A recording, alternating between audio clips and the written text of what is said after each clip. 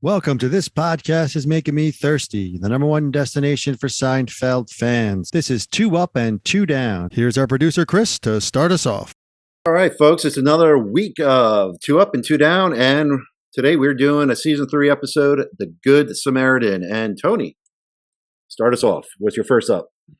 The Good Samaritan, Season 3, Peter Melman, directed by Jason Alexander. I think they just threw him a bone here. He probably was itching for this, maybe this contract or something, but a rare non-Sharonus episode.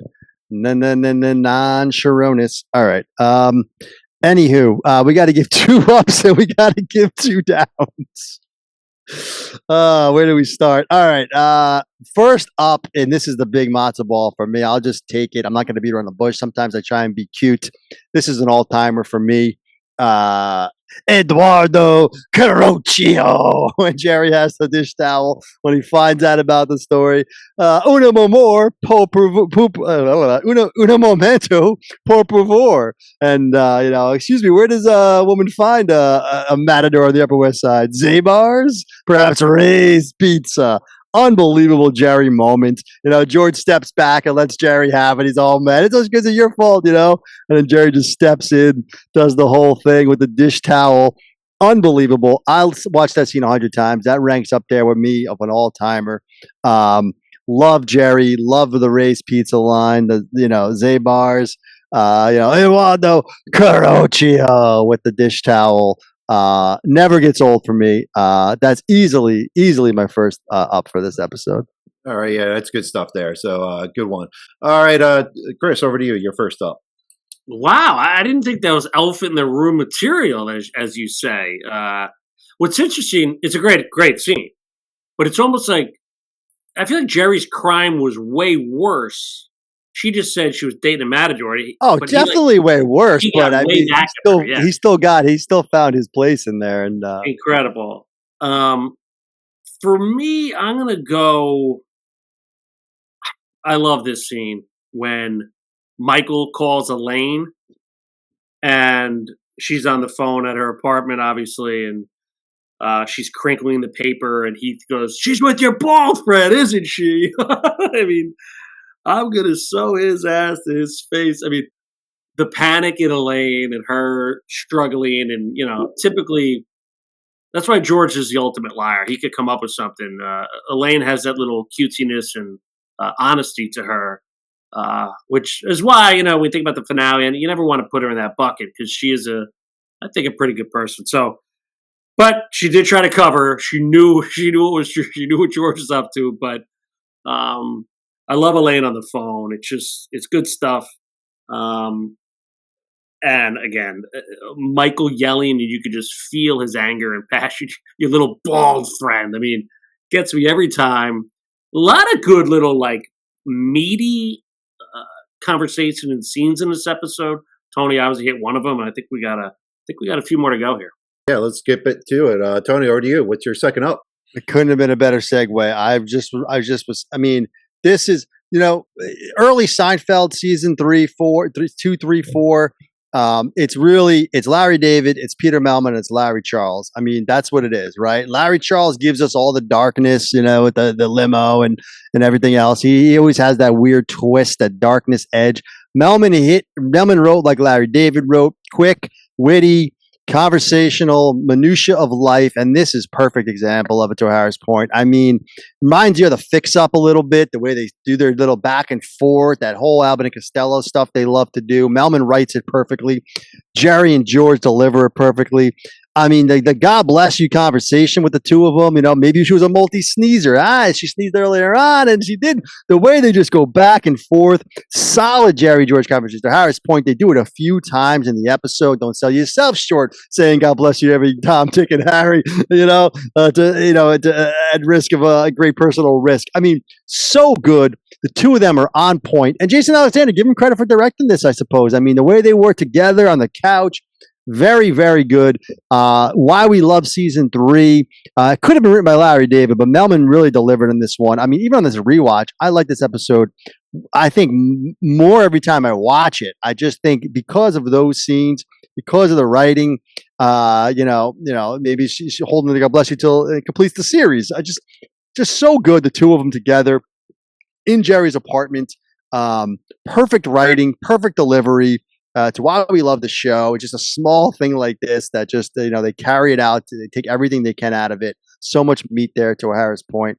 That's my second thumbs up. Yeah, thank you, Tony. So Chris, back to you. What's your next up?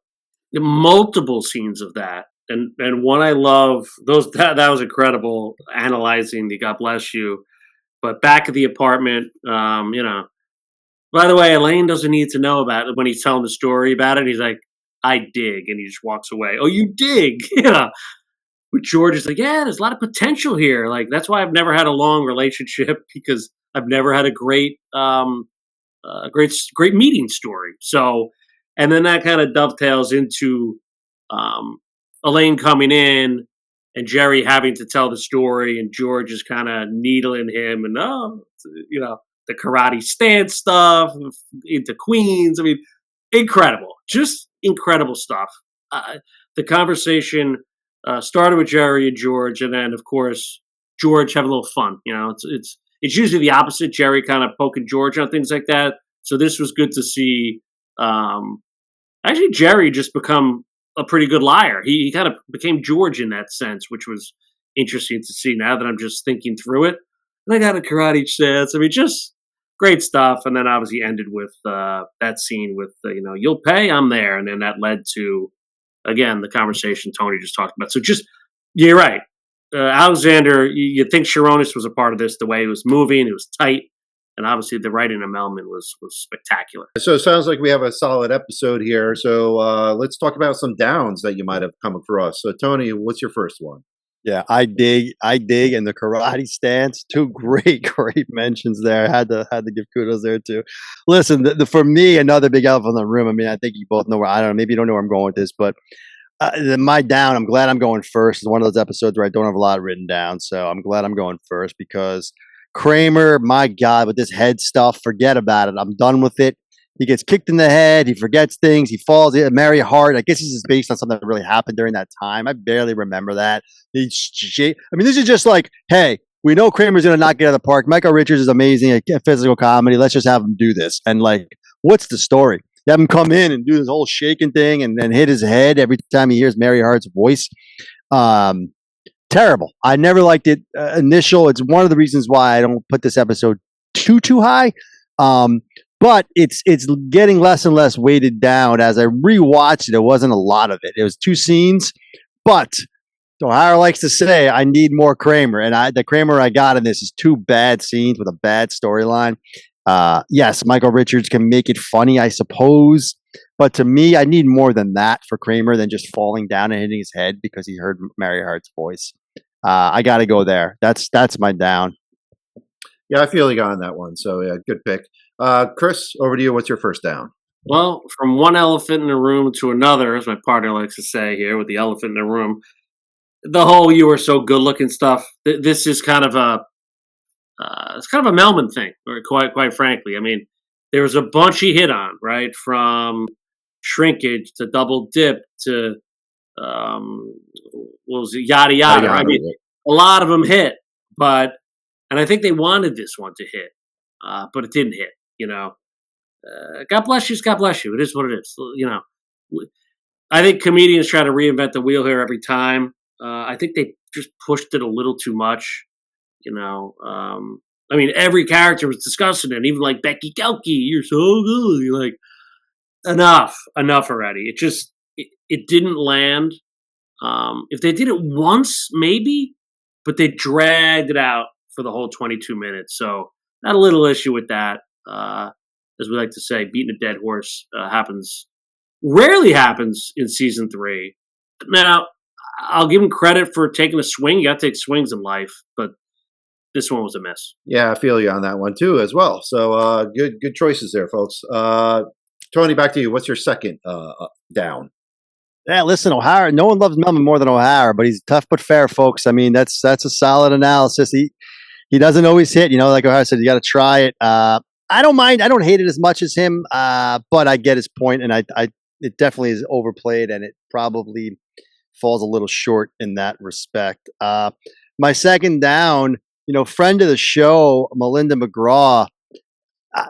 She grew on me. I'm not giving her the down. She's not my down. I'm just going through the scene because I got to find downs, and it's more of a Jerry down than her, I suppose, because I do like her eating the ice cream.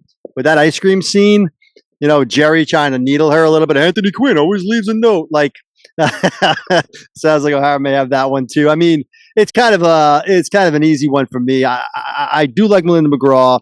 After we talked to her, especially when she talked about how she tried to be with that accent and be all, if you tell anybody, that whole thing, I don't mind it. I don't like Jerry though. Kind of, he does these things where he's trying to fish for stuff, and it's just a little bit forced, if you will. And they wanted to make it funny, but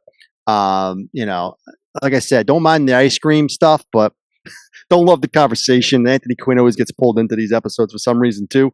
But anyway, that's my second down. Yeah, another one I could agree with you there. So yeah, good one. Chris, over to you. Your second down here. He took it. I got nothing left. I gotta think here. But here's the deal. Yeah, the ice cream scene. I actually wrote as an up. I just wrote ice cream scene hot. It was hot scene. But yeah, enough of Kirk Douglas. Jerry, just come on, man. Read the room, as they say. I'm scratching for a down here. If this may sound crazy, but maybe it's the whole Becky Gelke stuff. Who hit the car? Becky Gelke. And then Jerry went over there. I'll tell this person to do, and then this person will pay you. I don't know. It just didn't really go anywhere, and then they forced the sneeze into there. It felt a little forced, and I guess I get it. Kramer then eventually went out, but then that led to him doing the Mary Hart thing again. So I don't know. And I like Becky Gelke and the blue sweatpants. I guess those are good lines, but it didn't really fit in. It kind of died on a vine, if you will. And it just made Jerry look dumb. So again, it's not a terrible down, but when I'm just sitting back here thinking about it in real time, there wasn't much to it. There wasn't much meat on that Becky Gelke bone outside of she's a cute blonde. So down. Oh, yeah, good points there. So I'll agree with that as a down. So that wraps everything up with the ups and downs. Tony, give us your grade and final thoughts here. Yeah, usually O'Hara likes when the K-Man swoops in and takes the chick too. That's the other part about the Gelke thing with the hair, slick back hair. I used Becky Gelke once on a short story in college just to see if my professor was a Seinfeld fan, and he was. He picked up on it. Listen, so his ass to his face. George eating spaghetti. I'm without speech. I talked about, Eduardo Carocchio is one of my favorites of all time. O'Hara mentioned the great couple. Those have a great story about how they met.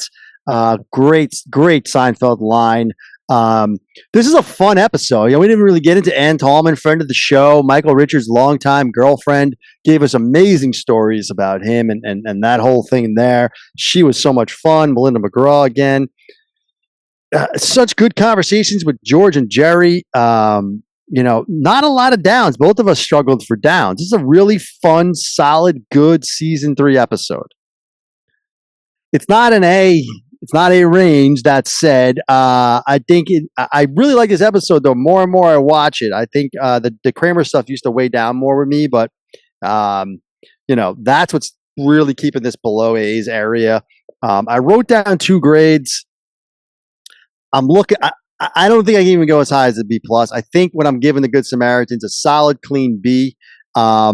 Season 3, you're not turning it off. You're enjoying it every second of it. The George stuff with the dinosaur sheets and the whole thing there, and it's so adult. His whole thing there is so adult. It's like the Holdens or whatever he says. I guess. Becky Gelke, an all-time name. We all use it. The karate stance. I just think it's a good episode. What else can I say? It's just a clean B. Good Samaritan, solid season 3. Like it a lot. I'm just going to give it a clean B for the Good Samaritan. Yeah, George is not even living at home yet, and he's still got the dinosaur kids' bed sheets on. That's great stuff. So, Chris, over to you. What's your final grade here? Agree with a lot of what he said there. Melman episode. This is season 3. Back on Wednesday night, 16 million people watched it. I mean, geez, young Indiana Jones beat it that night in the ratings. Murphy Brown was also on that night on CBS. With that said, the conversation was incredible. The writing was incredible on this episode. The speechless stuff. Elaine was incredible. I mean, Elaine talking about her life. I have a really good life, and when she's leaving his apartment, I mean, after she asked George to go to the dinner, and her discussion of married people and the great life they have, right? That kind of monologue we didn't mention. The I dig stuff. You mentioned this on the couch, Angela, that lousy thug, as they're whipping through the magazines. I mean, give me that any day of the week over, I know, Tony loves things like the Wig Master and the Champagne Coolies. Now, this stuff, God, here we go. this is, I'm just saying, this is as good as it gets. And you're right, though. It's season 3. So when you think about season 3, are you going to put in that A range? Maybe not, but it's at the cusp. It's there. And then even like Elaine, like you mentioned the Carocchio, and how hard is it to lie? Like just that stuff was great. That conversation. So a lot packed in Jerry's apartment, right? In conversation. Give Alexander credit. Great job here. Incredible guest stars. Spoke to them both, right? I mean, we learned a lot about the story and the writer. I mean, geez, this is our episode, if anything. You know what I mean? With that said, Good Samaritan, can't give it a B. It's got to be a B plus. Not in that A, not right on the cusp. I'm saying high B plus because of the writing, because of just the incredible packed conversation. But bam, bam, bam, bam, bam, scene after scene after scene. You can't even forget about Kramer doing his stupid thing. That's the thing. I can't go as high as a B plus with the Kramer that's in this episode. That was my line. Yeah, no. Hey, you stick to your guns. Tough but fair. All right, folks. Well, that's a B and B plus for grades on The Good Samaritan. Great season 3 episode. Season 3 is terrific all around as well. So again, check us out each week as we do 2 ups and 2 downs. See ya.